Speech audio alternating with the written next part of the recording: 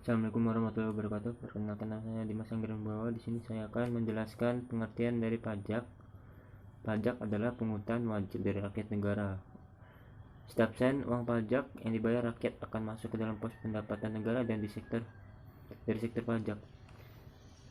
Uang pajak digunakan untuk kepentingan umum, bukan kepentingan pribadi. Pajak merupakan salah satu sumber dana pemerintah untuk mendanai pembangunan di daerah pusat maupun di daerah, seperti membangun fasilitas umum, membiayai anggaran kesehatan dan pendidikan, dan kegiatan produktif lain. Ciri-ciri pajak berdasarkan UU KUP nomor 28 tahun 2007 pasal 1 ayat 1, pengertian pajak adalah kontribusi wajib kepada negara yang terutang oleh orang pribadi atau badan yang bersifat memaksa berdasarkan undang-undang dan tidak mendapatkan imbalan secara langsung dan digunakan untuk keperluan negara bagi sebesar-besarnya kemakmuran rakyat. 1. Pajak merupakan kontribusi wajib warga negara. Artinya, setiap orang memiliki kewajiban untuk membayar pajak. Kedua, pajak bersifat memaksa untuk setiap warga negara, yaitu seseorang sudah memenuhi syarat subjektif dan objektif, maka wajib untuk membayar pajak. Ketiga, warga negara tidak mendapat imbalan langsung. Berbeda dengan retribusi. Contoh retribusi, ketika mendapat manfaat parkir, maka harus membayar sejumlah uang, yaitu retribusi parkir. Namun pajak tidak seperti itu. Kemudian 4. Berdasarkan undang-undang. Artinya pajak diatur dalam undang-undang negara. Perspektif pajak dan sisi ekonomi dan hukum.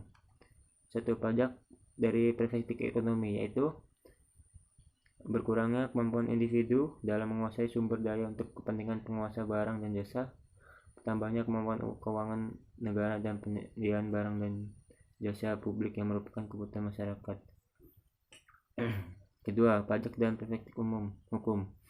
Perspektif ini terjadi akibat adanya suatu ikatan yang timbul karena undang-undang yang menyebabkan timbulnya kewajiban warga negara untuk menyetorkan sejumlah dana tertentu kepada negara, di mana negara mempunyai kewajiban mempunyai kekuatan untuk memaksa, dan pajak tersebut digunakan untuk menyelenggarakan pemerintahan. Fungsi pajak bagi negara dan masyarakat. Yang pertama, fungsi anggaran atau budgeter, yaitu sebagai sumber pemasukan negara. Kedua, fungsi mengatur atau fungsi regulasi, yaitu digunakan untuk menghambat laju inflasi, digunakan untuk alat mendorong kegiatan ekspor. Kemudian pajak dapat memberikan proteksi dan perlindungan terhadap barang produksi dari dalam negeri, contohnya pajak pertambahan nilai atau PPN. Pajak dapat mengatur dan menarik investasi modal yang membantu perekonomian agar semakin produktif. 3. Fungsi pemetaan, yaitu atau pajak distribusi, yang pajak dapat digunakan untuk menyesuaikan dan menyeimbangkan antara pembagian pendapatan dengan kebahagiaan dan kesejahteraan masyarakat.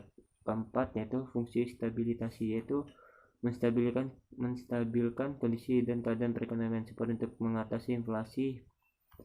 Kemudian jenis pajak yang dipungut oleh masyarakat, yaitu pertama, berdasarkan sifatnya, yaitu pajak tidak langsung, yaitu hanya diberikan kepada wajib pajak bila melakukan peristiwa atau perbuatan tertentu. Kemudian ada pajak langsung, yaitu pajak yang diberikan secara berkala kepada wajib pajak berdasarkan surat ketetapan pajak yang dibuat oleh kantor pajak. Kemudian ada kedua, yaitu jenis pajak berdasarkan instansi pemungutan.